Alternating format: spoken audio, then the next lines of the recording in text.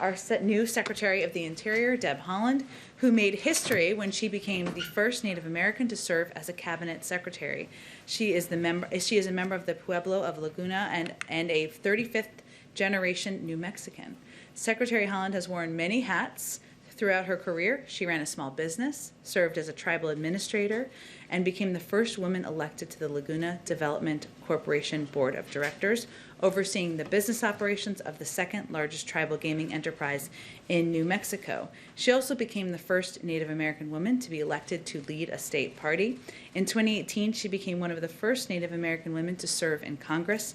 In Congress, she focused on environmental justice, climate change, missing and murdered Indigenous women, and family-friendly policy. She joins us today on the second day of the Climate Summit to underscore our commitment to protecting public lands and strengthening tribal sovereignty. She's happy to take just a couple of questions because she has a hard out, and I will, as always, be the bad cop. And please welcome. Thank you again for joining us. Thank you so much, Jim. Good morning, everyone. Good morning. Thank you.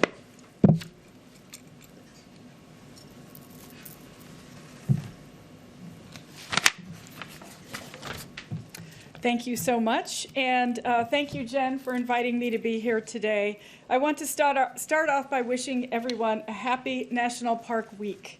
I hope you found a chance to get out and experience your public lands this week. The White House is actually a national park, so technically we're all celebrating a bit right now. I had always wanted to be a national park ranger, and while I didn't quite land that job yet, I'm pretty excited that tomorrow night I get the chance to swear in some junior rangers. All of your kids are welcome to join during the U.S. Army Field Band's virtual concert tomorrow night. I think you can find the link on our website. I was happy also to celebrate this morning with the second gentleman. We announced 16 new listings to the Underground Railroad Network to Freedom Program. Our park system is our nation's storyteller, and I'm eager to ensure that these national treasures help tell a more inclusive and accurate story of our nation. This week has brought significant news on climate action and on issues impacting tribal communities. And so I'm honored and grateful to have the opportunity to speak with you and take your questions today. We have no shortage of work ahead. President Biden has set ambitious goals that will ensure America and the world can meet the urgent demands of the climate crisis, while empowering our nation's workers and businesses to lead a clean energy revolution. I believe that a clean energy future is within our grasp in the United States, but it will take all of us and the best available science to make it happen. The Interior Department is in a unique position to be a leader in putting our nation on a path to achieve net zero emissions, create good-paying jobs, and benefit underserved communities. We have taken steps in just the past few weeks to advance offshore wind proposals, restore balance to management of our public lands and waters, and create jobs, and revitalize land in coal communities. I'll also touch on Interior's work to honor our nation-to-nation relationship with Indian tribes and uphold our trust and treaty responsibilities. I believe, just as President Biden does, that we must engage tribal nations with an all-of-government approach, and one need look no further than the First Lady's visit to the Navajo Nation to speak and hear from tribal leaders and Indigenous people. For too long, Indian issues were relegated to the tribal offices within federal agencies. If we're going to make sure that Native American and Alaska Native communities thrive, that tribal sovereignty is respected and strengthened, and if we are truly to repair our nation-to-nation relationships, then that means every federal agency needs to be thinking boldly about our obligations to Indigenous peoples. The significance of being the first Native American to serve in the cabinet is not lost on me. As I stand here today at this podium, I am moved by how monumental this week alone has been for Indigenous representation. On Monday, I delivered remarks on behalf of the U.S. government at the UN Permanent Forum on Indigenous Issues, where I affirmed our commitment to advancing Indigenous peoples' rights at home and abroad. I talked about how we are putting the full weight of our federal government behind a cross-departmental Missing and Murdered Unit to address the crisis in Indian Country. Yesterday, I announced that Interior is moving forward to implement the Not Invisible Act, establishing a joint commission led by Interior and the Department of Justice on reducing violent crime against Indigenous peoples. And later today, Domestic Policy Advisor, Ambassador Susan Rice, and I will convene the first White House Council on Native American Affairs meeting of the Biden-Harris administration. We're wasting no time. We have an ambitious agenda, and so I'm ready to roll up my sleeves and get to work across the cabinet in identifying and supporting tribal equities in the administration's core policy pillars.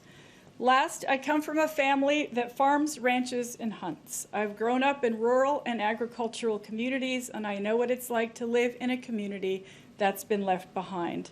These experiences underscore why I believe so deeply in the work that we do at the Interior Department, and why I know that we can and will make a difference in the everyday lives of families across this country. And with that, I'm happy to try and answer your question. Nancy, go ahead. Thank you, Secretary Haaland. Can you give us an update on the moratorium on fracking on federal lands, new contracts? Thank you so much. So the pause on new leases is still in effect until we finish a review that is due to the president. That means that the existing leases are still in effect. We are still issuing permits on those lands, and when we finish the review, it's an important review. We're talking to many people. We've had a gas and oil forum. We've talked to many folks across the country. When that review is done, then us and the president will decide next steps. And can you give us a little more details on how that review works, what exactly you're doing, and when you think it'll be concluded? So I can't say exactly when it will be concluded, but as I mentioned, we've had a gas and oil forum already. That was virtual. The department folks are talking to governors, to legislators, to folks on the ground. We're talking to it's mostly like getting everyone's input. We want to make sure that every voice has a seat at the table, and it's really that, as well as using the science. And that's how we'll do the review, and it'll go to the president. Go ahead. We've heard from Republicans in Utah talk about their preference for legislation to expand the size of bear reserves instead of executive action. Do you think there's room for bipartisan work there, or are we probably looking at executive action from this administration? Well, I met with those legislators when I was in Utah, the governor, the lieutenant governor, my former colleagues from the House. Legislators legislate, and I think they should move ahead with legislation if that's what they want to do. We will get the report done for the president and send it to the White House, and it will really be the president's decision. The Antiquities Act is a presidential, it's all him. He can decide. What I did when I went to Utah was make sure that, again, every voice was at the table. We talked to ranchers and farmers. We talked to children who use those lands, and outdoor, economy folks. And so we want to make sure that we include every voice, and that's the report that will go to the president, and he'll decide. Could I ask on a different topic really fast? Yeah. We've heard so many tribes this year talk about really struggling with mental health issues for teens. I mean, a lot of communities around the country, but just teens struggling with depression during this pandemic. Is that an issue that you guys are going to be addressing in this domestic council? I can't, this is our first meeting, so what we're really going to do initially is assign committees to each cabinet secretary.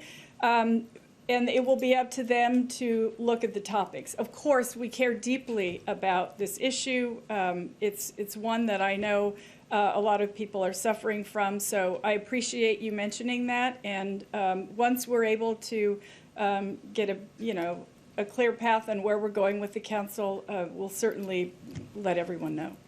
Mario, if you got to be the last one, but we'll invite her back. Thanks, Jen. Thank you, Madam Secretary. Just piggybacking, a couple of questions, just piggybacking off of your comments at the top about national parks.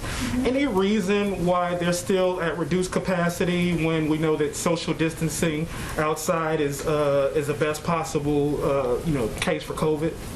Well, first of all, I'll say we are taking every possible precaution to make sure that we are keeping people safe. I don't ever want to jump the gun on this. We know there's a lot of vaccinations that are happening. Yes, our country is safer since President Biden has been in office. We're just not quite there yet. They'll continually monitor that situation. We want everyone to keep their masks on, to social distance, and I appreciate the question. We can look into it and absolutely get back with you. And more business related, what's your plan for restarting the sale of oil and gas leases in the U.S. Gulf of Mexico? So existing leases are already happening. As I mentioned earlier, there's not a moratorium even on new leases, they're just a pause. So when we have the review done, what I'll say is right now, permits are still being issued. And there's still ongoing leases that are happening. Thank you, Secretary Holland. Thank you for joining us, and you're welcome back anytime. Thank you. Thank you. Thank you. Nice to see you all. Happy National Park Week. National Park Week. A good thing to celebrate. Okay, a couple of other items for all of you at the top. As you know, President Biden just concluded a historic climate summit with 50 world leaders to show that America is back at the table. On the first day, he upped the ante, announcing that the United States will target reducing emissions by 50 to 52% by 2030 compared to 2005 levels. He underscored America's commitment to leading a clean energy revolution and creating good-paying union jobs. We also want to lead the way here in the federal government toward achieving and act in a way that demonstrates our leadership on these issues. So some examples of our commitments, which some of you may have seen, but include the GSA is committing to power its approximately 186 million square foot federally owned real estate portfolio with 100% renewable electricity by sources by 2025. The Department of Transportation is taking a comprehensive approach to addressing the climate crisis and expanding ways for all modes of transportation to transition to zero emissions. Examples include funding for lower emission buses and expanding access to electric vehicle charging stations. The Department of Defense is announcing a plan to complete climate exposure assessments on all major U.S. installations within 12 months and all major installations outside the continental United States within 24 months using the Defense Climate Assessment Tool. And the EPA will fund $1 million in grants and cooperative agreements through to work with underserved and vulnerable communities, including indigenous communities, to prepare them for climate-related impacts. So it's an across-government approach. Also, I wanted to highlight that today the Department of Education announced plans to distribute $800 million in funding from the American Rescue Plan for states to support students experiencing homelessness. The department also took a series of steps this week to help states and districts access the $122 billion in American Rescue Plan elementary and secondary school emergency relief funds to support the safe reopening of K-12 schools and address equity gaps exacerbated by the pandemic. Also this week, USDA issued a broad range of, the U.S. Department of Agriculture, I should say, issued a broad range of flexibilities that will allow schools and child care institutions to serve healthy meals for free to all kids in the upcoming 2021 through 2022 through school year. Roughly 30 million kids participate in school meals programs, and we know that for lots of kids, school meals are the healthiest meals they consume all day. Due to supply chain issues during the pandemic, USDA is giving schools added resources to maintain the nutrition standards of the school meal programs, including a strong emphasis on providing fruits and vegetables, milk, and whole grains. And because, as many of you know, the pandemic caused steep spikes in hunger and food insecurity, leading to, as we've talked about a bit in here, 1 in 7 families struggling to put food on the table. We are heartened by the sharp decline from the implementation of a lot of these funds, as you can see in this chart. in the number of American households that say they are behind on rent or did not have enough to eat in the past week. Obviously, there's a lot of work to go and a lot more to be done, but we can see a clear positive downward trend on this chart, which is quite encouraging. Finally, a quick preview of the week ahead. On Tuesday, the President will deliver remarks on the COVID-19 pandemic. As you all know, Wednesday, the President will address a joint session of Congress. Among other topics, as we talked about a bit yesterday, he will lay out the American Families Plan, the specific details, and discuss a number of other issues that are important and major priorities to him, including expanding access to health care and addressing, putting in place policing reforms. On Thursday, on the President's 100th day in office, he and the First Lady will travel to Georgia to highlight how he has delivered on his promises to the American people. While he is there, he will participate in a car rally. And on Friday, he will have additional out-of-town travel that we will hopefully have more details for you in the coming days. Finally, I know many of you saw this and reported it and tweeted it, but we announced this morning that the President will travel to the United Kingdom and Belgium in June for his first overseas trip as President.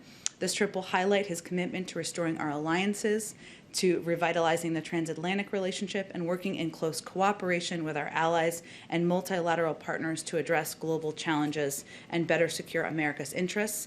He will attend the G7 in Cornwall, which is happening from June 11th through the 13th. He will then travel to Brussels, Belgium, where he will participate in the NATO summit on June 14th. While in Brussels, the President will also participate in the US-EU summit. With that, kick us off. All right, thank you. With the climate summit promised reductions in carbon emissions that the President announced this week, without the investments in the infrastructure proposal, can those be achieved? And with that, is there some red line with Republicans that you have as a result of making those goals happen? Well, first, yes, absolutely, it can be achieved because we have several paths toward achieving that objective and that goal. Some include legislation, the American Jobs Plan, but there are additional legislative options. There's executive options that are also on the table, and of course, working with the private sector and states and localities to continuing to take additional steps forward. But I'll also say that we have every intention of getting the American Jobs Plan passed and signed into law. As we saw, and we talked about a bit yesterday, there was a Republican counter-proposal yesterday. The stage we're in now is we will have discussions. We'll get a full briefing. We expect those to happen through the course of the next several days. We'll review that plan. We'll ask questions at a staff level, and then the President will invite a number of those members down here to the White House. And if I could ask just one more. Sure. Is the President speaking today with President Erdogan? And with that, the Turkish foreign minister said earlier this week that if President Biden goes forward with his campaign pledge on Armenian genocide recognition, that it would harm U.S.-Turkey ties. How much is that idea weighing on the President's mind as he makes this decision whether or not to follow through on the campaign pledge, especially with the need for Turkish cooperation on things like Afghanistan and Iran?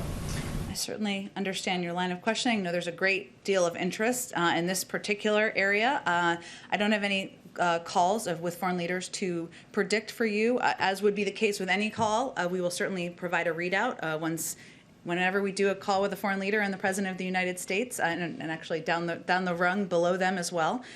In terms of delivering on his campaign pledge, I don't have anything to preview for you on that front either. I expect we'll have more in the coming days. Go ahead. Jen, on the Republican counteroffer, now that you've had a chance to peruse it, does the White House have any public reaction to what they're putting out there? Only a day. So There's any a- initial reaction? As we said yesterday, Nancy, we are, the President's only red line is inaction. We want to have an exchange of ideas on both sides and from both sides of the aisle. In our view, this is an example of that. We're reviewing the details of the proposal. We're starting to have conversations at the staff level today. We expect those to proceed through the course of next week. We'll ask questions. We'll exchange additional ideas. But our view, this is a good start, and we look forward to having the conversation moving forward. But it sounds like you have a bit of a different posture on this counteroffer than you did to their counteroffer to the American Rescue Plan. That's true. We do. The American Rescue Plan was a plan and a proposal that was meeting what we felt was a crisis situation, which was getting the pandemic under control, putting millions of Americans back to work. The president felt, as he said many times, as I said many times, there was an urgency in moving that forward, and there was less flexibility because he felt the size of that package needed to meet the moment. We are quite open to the mechanisms of how his ideas can move forward. It can be in a number of different proposals. It can be worked through negotiating between members of Democrats and Republicans. There are a lot of ideas, including the Frontiers bill that Senator Schumer has put forward, where we feel there's an opportunity to move forward in a bipartisan manner, and there's some overlap with what's been proposed in the American Jobs Plan. So we do see it as different. We do think the process will be different. There's more time to move forward. There's more time to discuss and negotiate, and we'll take advantage of that time available. Got it. It's now been pretty widely reported that you're not going to be including a big health coverage expansion in the Families Plan, and that was going to include reducing prescription drug costs. Why did the White House decide not to include that in this plan? Well, I will say that the president is still making final decisions, as is his prerogative, over the coming days about what will be included in the speech and the American Families Plan, and the final components of that, when those final decisions are made, will be a part of that as well. He will definitely talk in his speech about his commitment to expanding and increasing access to health care, as is evidenced by the fact that we have opened up the enrollment period for the Affordable Care Act, ensuring that more than 500,000 Americans that didn't have health insurance have it now. That's why he included subsidies in the American Rescue Plan to make it even less expensive. But I will also say, even as he's making these final decisions, that the American Families Plan and the speech on Wednesday will not represent the totality of every priority item for him and every item on his agenda that he wants to move forward as president. And then finally, if you don't mind, India saw the biggest number of new cases in a day ever yesterday. Are there any plans to send any of the U.S. stockpile of AstraZeneca vaccine or any vaccine to India? Well, let me first say that the United States offers our deepest sympathy to the people of India who are clearly suffering during this global pandemic, and we are working closely with Indian officials at both political and experts level to identify ways to help address the crisis.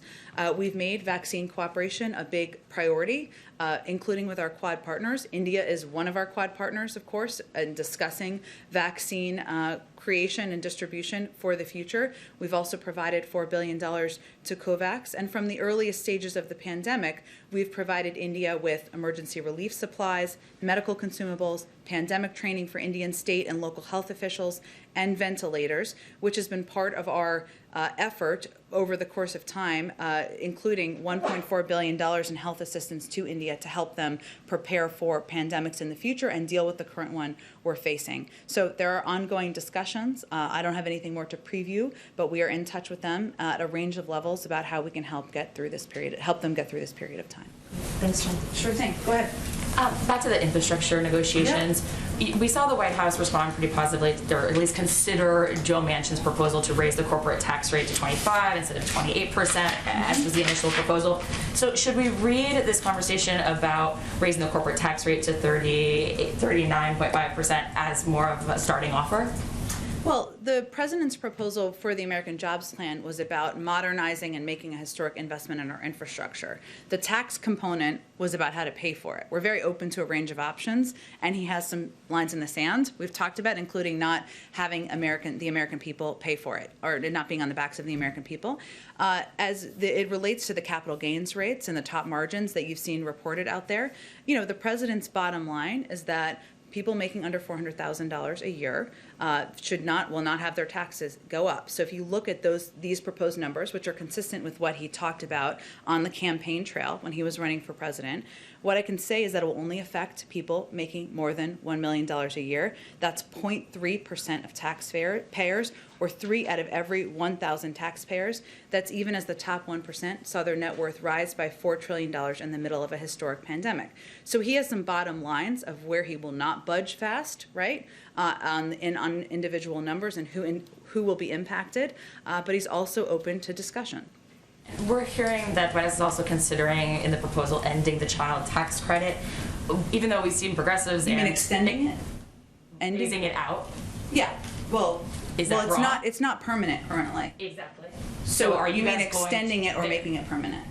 Is that the position, the definite position? Progressives and plenty of moderates also say that it should be extended permanently. Is that the position? Sure. What I was trying to clarify, I apologize, is that it's not currently permanent. So the question is whether it will be permanent. Whether that'll be a red line, like you said, or Well, a definite part of the proposal. And the president absolutely feels that the child tax credit provides essential funding and help to people who need help the most. That's why in the American Rescue Plan, he increased the child tax credit from $2,000 to $3,000 per child and to $3,600 for children under the age of 6. And the expansion was the single largest policy contributor to cutting child poverty, as is evidenced by the chart we had up. We're looking into the mechanisms and the costs of expanding the child tax credit, and that certainly is under consideration for the American Families Plan. Yeah, it doesn't sound like you guys want to budge on that one.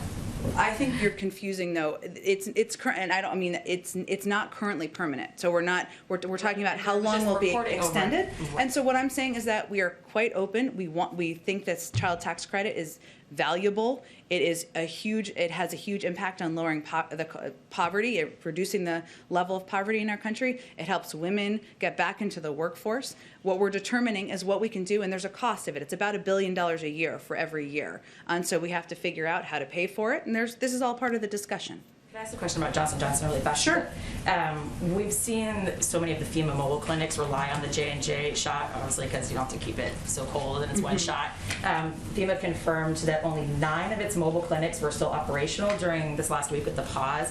So is just how hard it is to get the Moderna and Pfizer shots in those mobile clinics part of the slowing rate of vaccinations that we're seeing? I'm happy to check and see if that's a factor. What I understand the biggest factor is, though, is that we're now at a point where we have reached, just 2 weeks ago, only 43, it's still a significant percent of adults 2 weeks ago were vaccinated, had received their first dose. Now it's 52%. Just 2 weeks ago, only 66 million people had been fully vaccinated. Now it's over 90 million. So we're kind of getting to this point, as I think Jeff Zients touched on this morning, where we are entering a new phase where it is more challenging. We have less of a supply issue. We have more of it's incumbent upon us to reach people and meet them where they are. So that's the bigger challenge in terms of the numbers at this point in time. In terms of the difficulty, I think you're asking about Moderna and Pfizer and how that impacts getting into mobile units. Yeah. The temperature. Mobile clinics weren't really set up to be doing Moderna shots. I'll have to check with our COVID team on how they see that as an impact. And obviously, we are continuing to adjust the way and the means at which we're getting into communities. And, we make adjustments based on what we think is the most effective. Obviously, the massive increase in pharmacies is a reflection of that. Reduction in some of the vaccination sites. We also make evaluations by where it is most impactful to invest. And some of what we've been doing lately has been increasing our investment in community health centers, in primary care physicians, obviously in pharmacies, but I will check with our team and see if that's a factor. Go ahead. Thank you, Jen. With the president's first trip abroad in June, that's going to be the first time a president has actually traveled internationally since the start of the pandemic. And I'm wondering if by the time he leaves to go on that trip in June, is he going to lift travel restrictions to Europe as well?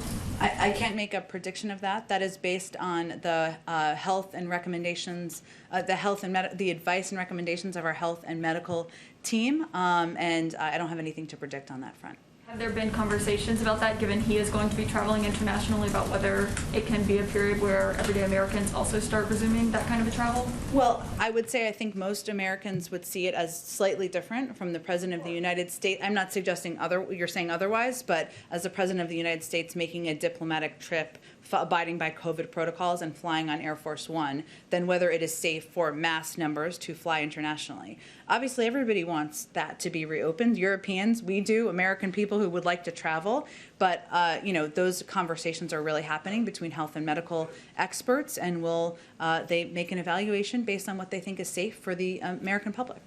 Okay, thank you. And on climate, there have been a lot of questions about the president's new announcement about what he wants to see by 2030. Yep. But I think there are still questions about the specifics of how they're actually going to get there. So there have been studies that have suggested that to get to that kind of a goal, more than half of the new cars and SUVs that are being sold at dealerships would need to be electric. Right now, it's only about 2%. Is that something that the president agrees with, that they need to be at half of those being electric by 2030? You know, that's not a goal that's not a number or a goal that he set, because he feels that there are a number of ways to get there. And that I saw that reporting as well. That's an example of a way to get there. But there are additional ways, you know, including that impact a lot of sectors, from electricity, transportation, buildings, industry, and lands. Our view is there are a lot of pathways to get to reach this goal. Some of it will be done through legislation, through laws that will be put in place. Some of it will be done to incentivize investment in areas like electric vehicles and electric charging stations, which is already happening in the private sector, right? A lot of the car companies will tell you this is where the future of their industries are going anyway, but we want to incentivize and make that something that we can jumpstart in a lot of those industries. But there are a lot of options for how we get there, and so it isn't just one pathway to get there. Okay, well, I've got one more question.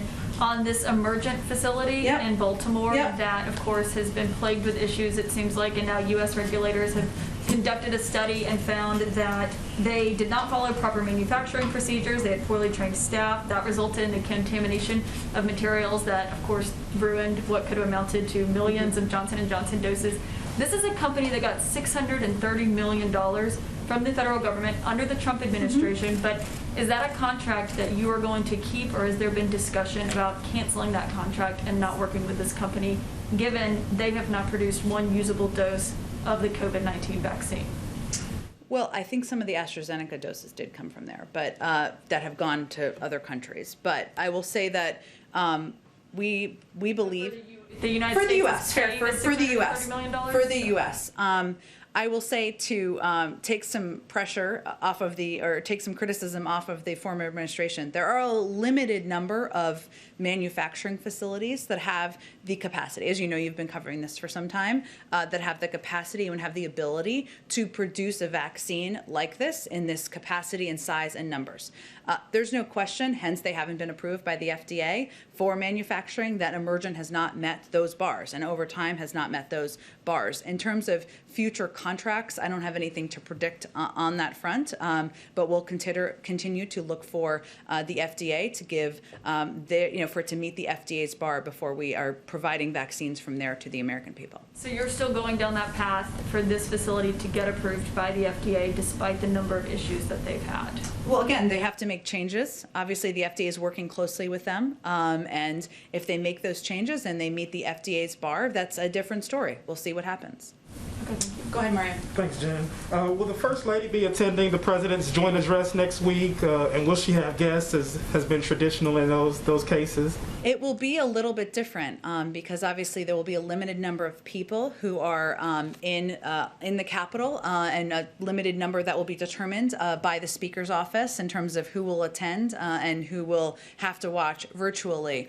Well, most of our staff, if not all of our staff, will be watching virtually. In terms of whether Dr. Biden will physically be there in person, I'll have to check on that, Mario. In terms of the box, there will not be the traditional box. We're determining how we can, of course, engage the public and ensure we highlight some of the incredible stories of people who have been helped by the president's policies and proposals, but it will not look like or feel like, in many ways, what past joint addresses have. For those that will be attending, is the President's preference that those people be vaccinated as well? This is all, I would send you to the Speaker's office, and they are determining attendance and requirements for those who are attending. And then a couple more questions. Any update on Neera Tanden's appointment to the administration at all? I don't have any update. The President remains interested in and committed to finding her a position in the administration and taking advantage of all of her talents. Last question. Has the President spoken to the families of either Dante, Wright, or Makaya, Bryant in recent days? I don't have any calls to read out for you, Mario. I will check and see if he's had conversations with any of those families, too. Go ahead, Jeff. Jen, a follow-up on India. You said that you're in discussions about how to help. Can I just ask specifically if the U.S. is helping with their shortage of oxygen right now? Is that something that the U.S. The shortage of oxygen? Let me check on that for you, Jeff. I mean, we have provided obviously a range of funding over the course of time. It's a huge, significant amount of funding. We are likely one of the world's largest contributors to India in terms of their health needs, and it's gone to a range of supplies and training. But I will check if oxygen is specifically a part of how we can help at this point in time. And there are ongoing discussions, so it may be that that's part of the discussion now. Okay. Also on vaccines, the European Union said today that it is close to finishing a contract with Pfizer to have what would be the largest contract for vaccine for the coming years. Is the U.S. in talks with Pfizer as well to get more vaccine for post-2021? I don't have anything about, I'm not going to be able to read out at any point any contract discussions with any vaccine supplier. I can assure you, having worked with Jeff Zients many times over, he is an over-preparer and committed to oversupplying the United States, as is evidenced by the amount we've purchased to date. And obviously, we're cognizant about the needs in the future. But I don't have anything, I probably won't have anything to follow up with you on contract discussions. Okay, just lastly, yesterday, I think Mario mentioned the stock market dipped a little bit in response to the reports about your tax plans. Just wondered what the White House's feeling is or reaction is to that. Are you concerned about Wall Street's support or lack of support for these policies, and to what extent does that play into your discussions? I've been doing this long enough not to comment on movements in the stock market, but I did see just data factually that it went back up this morning. Go ahead. Maureen, go ahead. Back on healthcare, there's a disagreement among congressional Democrats about how to use the savings from lowering the government's cost on prescription drugs, whether to put it into expanding Medicare or put it into the expanded subsidies for the Affordable Care Act. Is that something that the White House is going to take a position on, or are you going to let the congressional Democrats work that out in any healthcare legislation? Well, the president absolutely wants to lower the cost of prescription drugs and knows the burden on Americans and seniors is far too high. He's talked about that on the campaign trail. I expect we will be in discussions about what the plans are and what the options are, but we're not at the point to talk about that publicly quite yet. Go ahead. Thanks, Jen. On the border, the administration has repeatedly cited the use of Title 42 to demonstrate that the border is not open. This is a Trump policy that progressive groups are increasingly arguing that it denies migrants who are fleeing violence and persecution a right to even apply for asylum. I wanted to know, what is the White House's message to these groups who largely are supportive of this White House, who are concerned about the continuation of this Trump policy? Well, Franco, I would say first that we consider it a policy that was put in place or that we've continued to implement because we're still in the middle of a global pandemic, and that keeping the American people safe and ensuring that we are taking responsible steps as it relates to the pandemic is front and center for the president, and certainly that's what we would convey to any of these groups. At the same time, we absolutely believe that we should be a country that wants to treat people humanely, as is evidenced by our efforts to treat children who come into this country who are under 18, who are coming as unaccompanied children, in a manner that was not the same as the former administration. So we understand and we have heard the frustration about this issue, but our objective, as the president's objective, is to keep systems in place or keep policies in place or implement policies that help us address the pandemic. Do you have some goals or some goals of when you may be able to lift Title 42? I can't make a prediction of that. That will, of course, be based on what the evaluation is by our health and medical experts on the status of the pandemic and the safety of the American people. Can I ask you just follow up on the Turkey question? Sure. I mean, Turkey is a NATO member. Is the administration taking into, what consideration is the administration taking into the concerns that Turkey has about potential of this weekend's activities? I certainly understand all the questions. I just don't have anything I'm not going to get ahead of the president or get ahead of any decisions or announcements. And obviously, any decision that the president makes on foreign policy takes into account concerns expressed by allies and partners around the world. Can I ask one more about immigration? Sure. You know, as we approach 100 days, obviously COVID-19 was the biggest challenge that this administration faced. Yep. But immigration was another one that took a lot of oxygen and political time from this White House. Is there any, does the White House feel like it could have communicated anything differently, done anything differently to address this challenge? Not only Republicans, but even some Democrats have been concerned about some of the messaging. Well, I would say there's no question. We've recognized that this is a challenging issue, and we knew that it would be when the president changed the policies of the former administration when he came into office. And obviously, welcoming in or ensuring that we had the capacity, we were using resources to treat children humanely and ensure they're safe, is a change in the last administration's policy that was going to dissatisfy some who were supporters of the last administration, but not satisfy enough, as you alluded to in your question, some who think we should be welcoming many more across our borders. So it certainly is an issue. As you know, you've covered this quite closely, where we recognize we were never going to satisfy everyone. And what the president's objective has been is to focus on the unaccompanied children, those who had been ripped from their parents' arms, those who were being asked to take a treacherous journey back, ensure we could take steps there. He also wants to push for comprehensive immigration reform, providing a pathway to citizenship, ensuring we're investing in addressing the root causes in these countries. That's something he announced on day one of his presidency. So we are well aware, and there was some reporting this morning that this was an issue that some supporters of the former president and some Republicans in Congress apparently are licking their chops about how to make children a political issue. We don't see it that way. And we felt this was the moral right step to take, and we're going to keep working with immigration advocates, with groups out there to get this bill passed, to get the Dreamers legislation passed. That continues to be a big objective for the president. Go ahead. Thanks, Jen. Is the president aware of the shooting death of Andrew Brown, a black man from Elizabeth City, North Carolina? And does he believe that body camera footage from the police officers involved in the incident should be released? He is aware of it. I've not talked to him about his particular view on that, and I believe he'd likely leave that up to law enforcement and others to work out.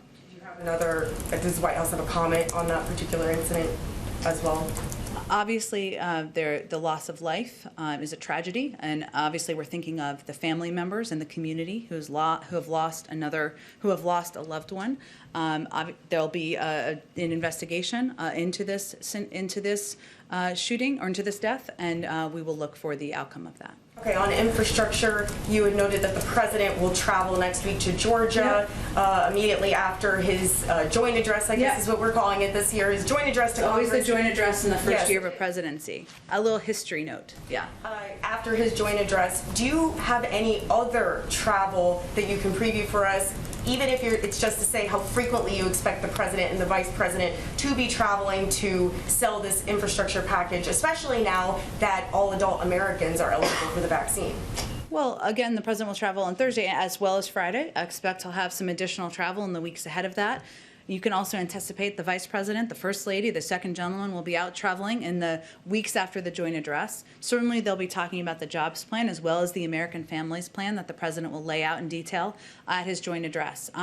But I don't have a prediction in terms of how many days a week. It really depends. We plan week by week and what is needed and we balance, of course, with needs at the White House. And 2 quick questions about Republicans.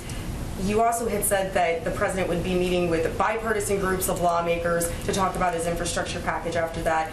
Do you have any Republican senators that the president plans to meet? Maybe a summit that he plans to have? Aside from the meetings he had last week? Moving forward, he's about to release his second infrastructure package. It's not an infrastructure package. It's a families plan focused on child care and helping ease the burden on families, so the American Families Plan. I expect he will, of course, probably invite in bipartisan members as a continuing conversation about the counter proposal on the American Jobs Plan, and certainly anticipate he'll have more members of Congress in a bipartisan manner in future weeks. Next week, you kind of have a sense of what the week looks like, right? I mean, he's going to be preparing for the joint address. He'll make some remarks. He's going to travel 2 days, so you can anticipate it would be after that.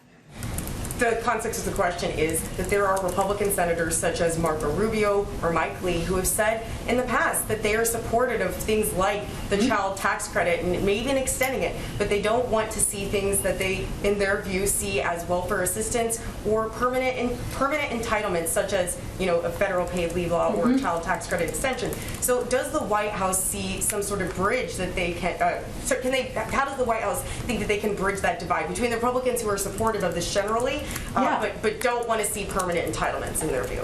Well, I would say first, in someone you didn't mention, Senator Romney has also proposed his own child tax credit plan. And you mentioned a couple of others who have spoken in support of extensions of the child tax credit in different versions. We see that as an opportunity to discuss, an opportunity to seek bipartisan support on a tax credit that we think would be beneficial to families across the country, children, getting women back in the workforce. And so I expect the president will certainly have a range of conversations, and he'll continue to have members into the Oval Office. Okay, thanks. Go ahead.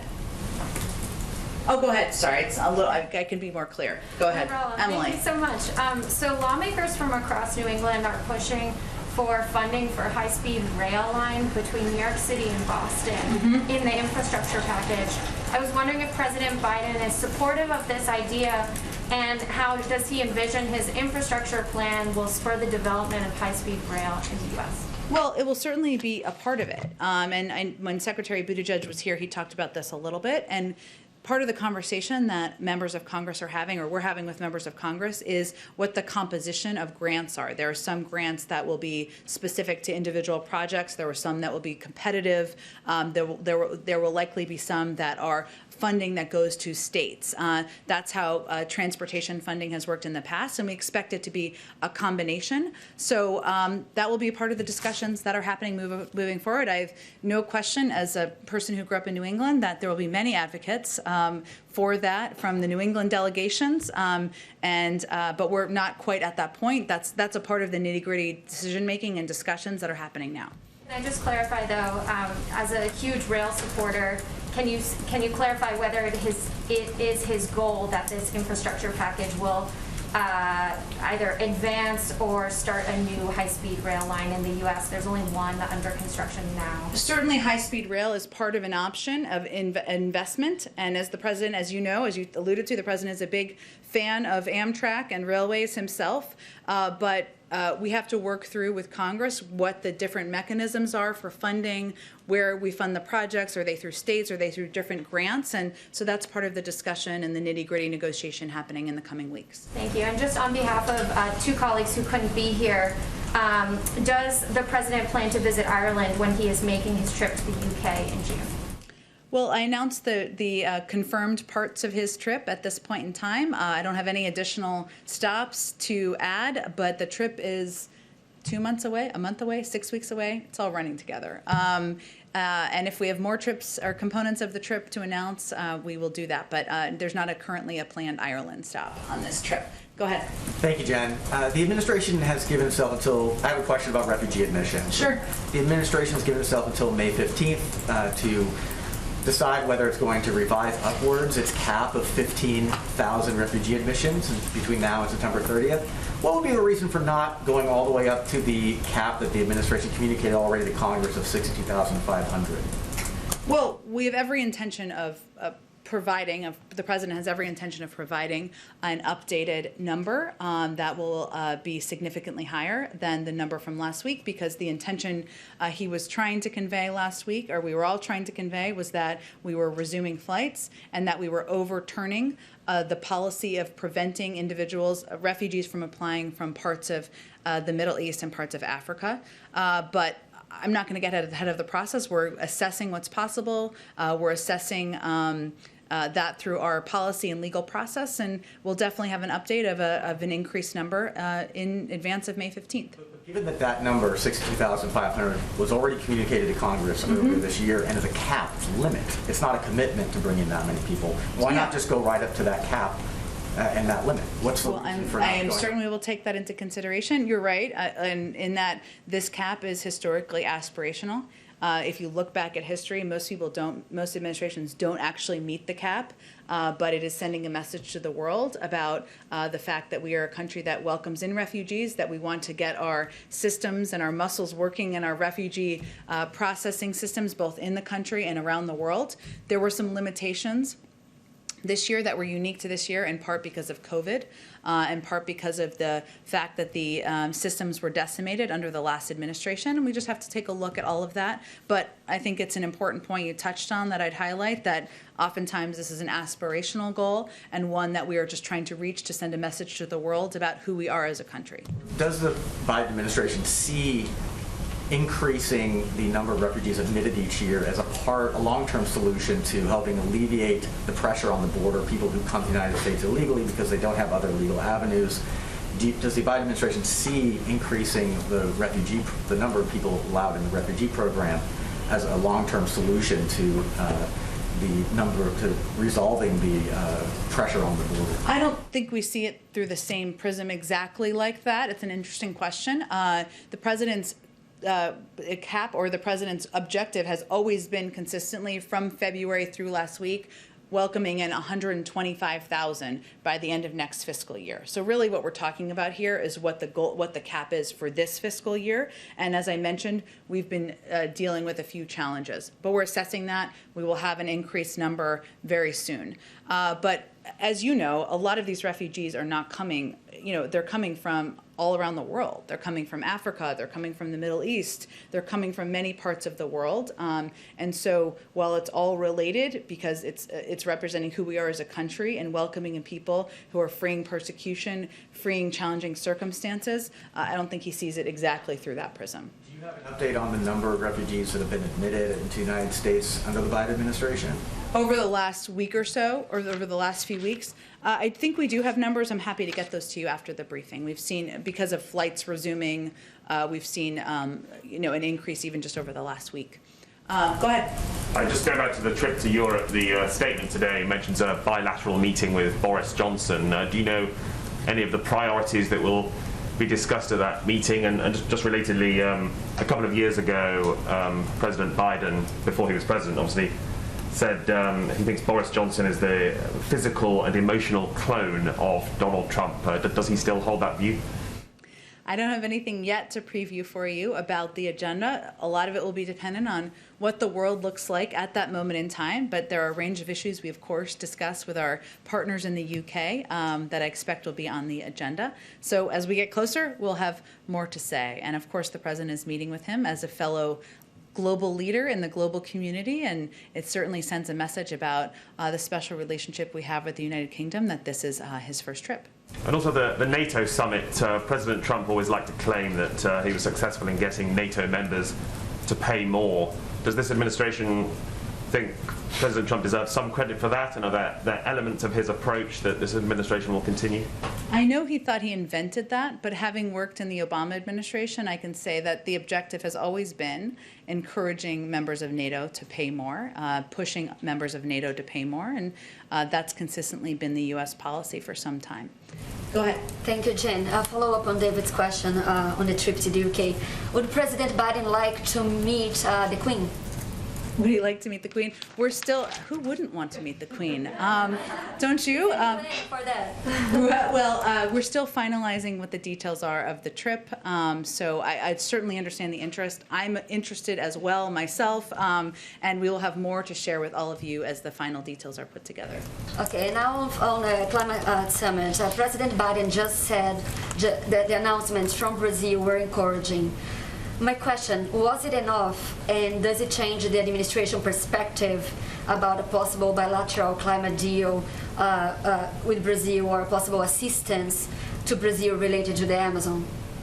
Well, first let me say that reaching carbon neutrality by 2050, 10 years earlier than previously committed and with no preconditions, as President Bolsonaro announced, and his commitment to double funds available for enforcement are crucial steps toward eliminating illegal deforestation by 2030. And so we were pleased that he recognized the important role of and we were also pleased he recognized the important role of the private sector in helping us find solutions.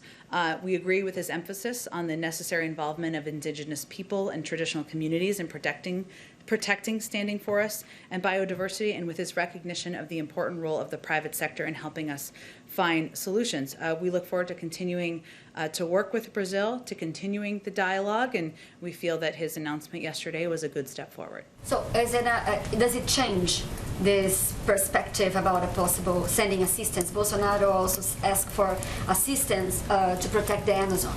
So I have nothing to preview in terms of that, but certainly his announcements and pronouncements were received positively here. I expect there will be a great deal of follow-up, lots of discussions from our climate envoy and others who are leading this effort from the administration. So would now be a good time to call the Brazilian president, to have a call between the two presidents? I don't have any calls to preview for you. There's a lot of, there are a number of officials, including our special envoy, who are leading the efforts for follow-up from the summit. It certainly is significant that we had 40 global leaders, some of the world's biggest economies and emitters here over the last 2 days, well, virtually here, discussing this, and there'll be a great deal of follow-up from here. Jen, one more. So today the discussions at the summit were around clean energy. A lot of discussions about solar energy. Would President Biden consider bringing back the solar panels here in the White House? At the White House? Oh, that's a good question. I will have to check with probably the GSA. I will have to see who makes that determination, but we are pro-solar panel around here, so I will see where things stand on that front. Last one. We didn't hear much about the connection between epidemic and the deforestation during this summit. And science shows that about 70% of epidemics starts with deforestation. So what is the Biden administration doing to reduce the risk of future pandemics emerging from areas experience high deforestation like the Amazon? Well, certainly addressing deforestation is not just a climate issue. It's a big climate issue. It's also a health issue. And, we are encouraged, again, by the announcements made by the president yesterday. And we will continue to work with a range of countries around the world and through international forum to ensure the world is preparing for preventing the next pandemic. There are discussions here in Washington about creating a global fund for this specific point. So would the White House support a global conservation fund to stop deforestation in order to prevent future pandemics? Again, there'll be ongoing discussions with the Brazilians, with many of the leaders who attended yesterday at the level of our climate envoy and others who are running point on this. And I'm certain there are a range of issues that will be brought up, but I don't have anything to get ahead of on that. Go ahead. Jen, does the president still plan to issue a statement on Armenian victims tomorrow? I don't have anything to predict. I expect he will have a statement, marking the day, but I don't have anything to confirm for you or predict about the content. And another question, the Israelis are sending a high-level delegation here to Washington next week to discuss the administration's efforts to rejoin the nuclear deal and also to stress their objection to that. How does the White House view this visit, and is it likely to change this administration's position in rejoining the nuclear deal? No, but I will say that, there are ongoing discussions, or negotiations, I should say, that are happening now. They're indirect, of course, on the potential for a diplomatic path forward on a nuclear deal. While we knew they would be challenging, we're encouraged that there are still conversations between all parties and that they're still happening. As it relates to Israel, we have kept them abreast as a key partner of these discussions or of our intentions, and we will continue to do that on any future visits. Okay. Oh, I have one question. Oh, hello. As we've been doing in our tradition, every Friday we welcome in someone who can't be here physically with us in the briefing room. So this is Natasha Lindstrom of the Pittsburgh Tribune Review. And I understand, not to embarrass you, Natasha, but today's your birthday. Is today your birthday? Oh, we can't hear you. Uh-oh. I got it. Sorry. It's my birthday today, so it's a neat opportunity to be here. Thank you. Well, happy birthday. Thanks for spending a few minutes with us here today. So how can we help you? Or what questions do you have for me I was going to say to the press corps, but that's not actually how this works, but go ahead. That would be great. So the pandemic shined a spotlight on many long-standing problems plaguing nursing homes across Western Pennsylvania and nationwide, including facilities that have gone understaffed and demonstrate a history of poor infection control and ineffective management long before COVID. There's also been the trend of historically poor-performing operators owned by complex webs of private equity investors and shell companies, increasingly snapping up cash-strapped facilities across our state and around the country. The setup can make it hard to figure out who's in charge and where the money's going. It also can allow owners to restrict accountability should anything go wrong. And it makes it tough to follow the money, even though the majority of the budgets are federal taxpayer dollars via Medicare and Medicaid payments. Legislation in various forms to improve nursing home quality and transparency has bipartisan support, including bills put out by the likes of Pennsylvania Senators Bob Casey and Pat Toomey, but much of it has stalled for years. Now, during the pandemic, we have seen an increase in scrutiny by the likes of HHS and CMS. In one of the more egregious cases, a federal grand jury investigation is underway linked to some of the operators here in Allegheny and Beaver counties in our region. Can you elaborate on what concrete actions are being taken or will be taken moving forward on regulatory, legislative, investigative, or other fronts to ensure accountability and transparency in the long-term care sector? How can we make sure the federal government, states, and owner-operators are all doing what they should be doing to improve the level of care, even beyond COVID? Great. Well, thank you, Natasha. And I think there's no question that from the president's standpoint that the impact on seniors, what we've seen happen in facilities around the country, especially in the early days of the pandemic, when there clearly weren't the preparations in place, when there weren't the systems in place, when loved ones couldn't even engage with or reach their members who were staying in these senior care facilities, it exposed what a problem we have on our hands. As you noted, there's legislation that's in Congress, and certainly we will look forward to taking a look at that more closely. And I expect as we are getting to the stage where the pandemic is hopefully under control, that's our objective in the coming months, that we will all take a look at and reflect on what changes should be made for the future to be better prepared, to take better care of our seniors, to take better care of our communities in the future. In terms of regulatory actions, I'm not in a position to get ahead of that. I'm happy to see if there's anything underway that we would be able to speak to from here. But I think you have clearly identified a challenging issue that's not only a problem in Pittsburgh and in Western Pennsylvania and parts of Pennsylvania, but we're seeing in states across the country as well. There's a lot of blame game gets thrown around, the states blame the owner-operators say they don't have enough resources, the feds blame the state. Whose responsibility is it to really make sure meaningful change happens, even beyond the pandemic? Because a lot of these problems that were exacerbated by the pandemic but have existed for many years, especially with the lack of transparency element. You're right. I mean,